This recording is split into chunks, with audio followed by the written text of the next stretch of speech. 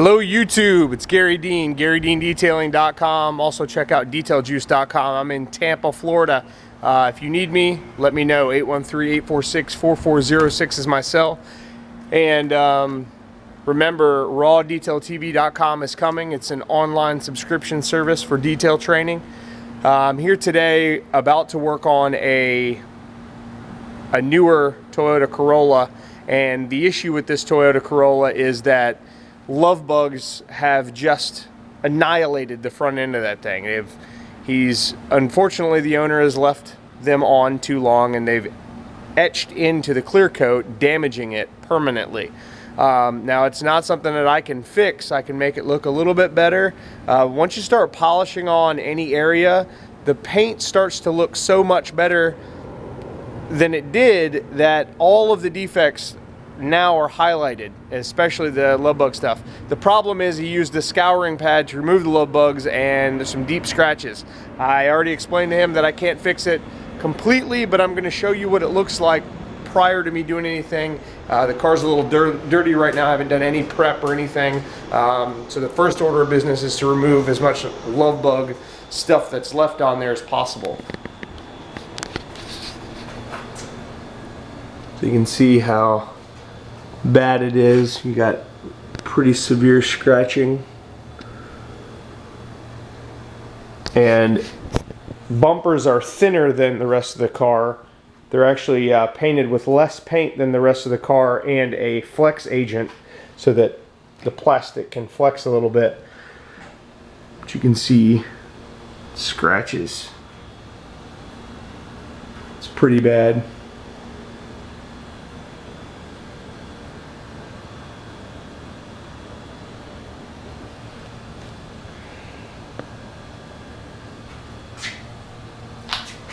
All those scratches. So I'm gonna get this cleaned up as best I can, get those headlights cleaned up. Most of that is etching as well, but I'm gonna try to get all the debris from the leftover love bugs off as I can, and then we'll come back and I'll show you what it looks like when it's love bug residue free. Alright, now I have the whole car, well, I have the areas of concern all cleaned and deconned. You can see there's still some bug etchings in the mirror here, up on the roof, all over the front bumper.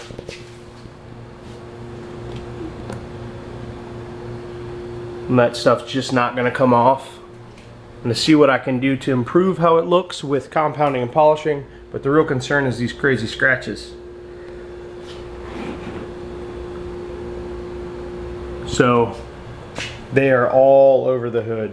Haziness in all different spots. There's the other mirror, which also is all scratched up. You can see them better there. He also severely scratched the roof.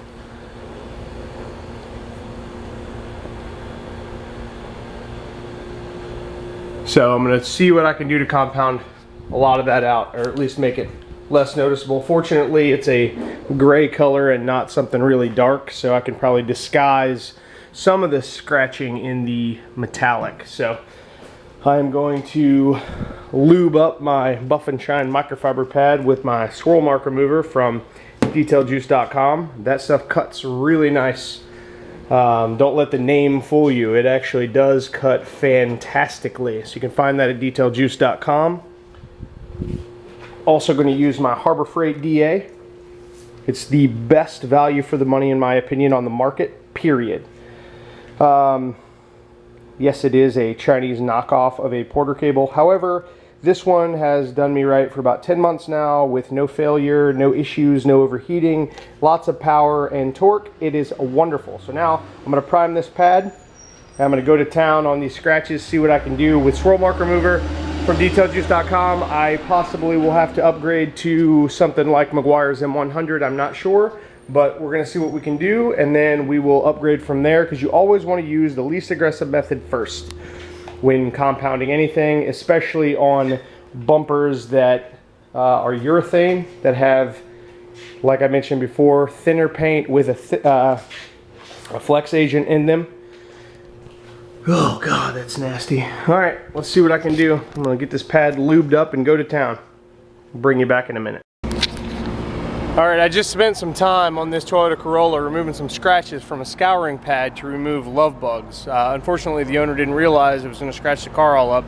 And all we can do is, well, the best we can do when we're compounding or in some cases wet sanding scratches out. It's always a difficult job. It's always a gut-wrenching, worrisome job because you never know when that last stroke is gonna burn through the paint, or when you're compounding. I mean, let's just say your wet sanding didn't go through the paint, but then you have to compound those sanding scratches out, and there's a big opportunity, a big window there for you to burn right through the paint.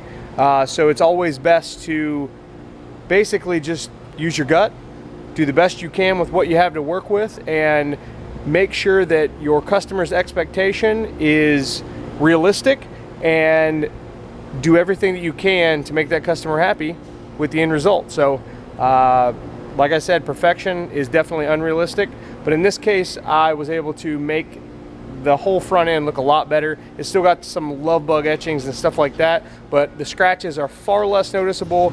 The paint is glossier and it looks a lot better. You'll notice that the scratches, the really deep ones, really blend in now to the metallic in the paint, which is what I was going for. Still got a lot of love bug etchings and whatnot left on the paint, some paint chips and all that. This hood was pretty severe. I was able to do a whole lot with those really bad scratches that were on the hood. I also did the mirror backs. Still some love bug etchings and stuff, but looks a lot better. I polished out the headlights because those had some love bug etchings and all kinds of other scratches from the scouring pad. This mirror was really bad, and I got pretty much all those scratches out. It looks good, other than some, you know, the obvious love bug etchings. I also had to basically compound 4 times. I compounded this side of the roof, and I got all those scratches that were up here looking fantastic. Again, not perfect, and this detail wasn't to do the whole car, it was just to fix the issues. So I did a whole lot of fixing here, and at least the front end now matches the rest of the car's wear and tear versus it being really, really nasty. So this is where we're at.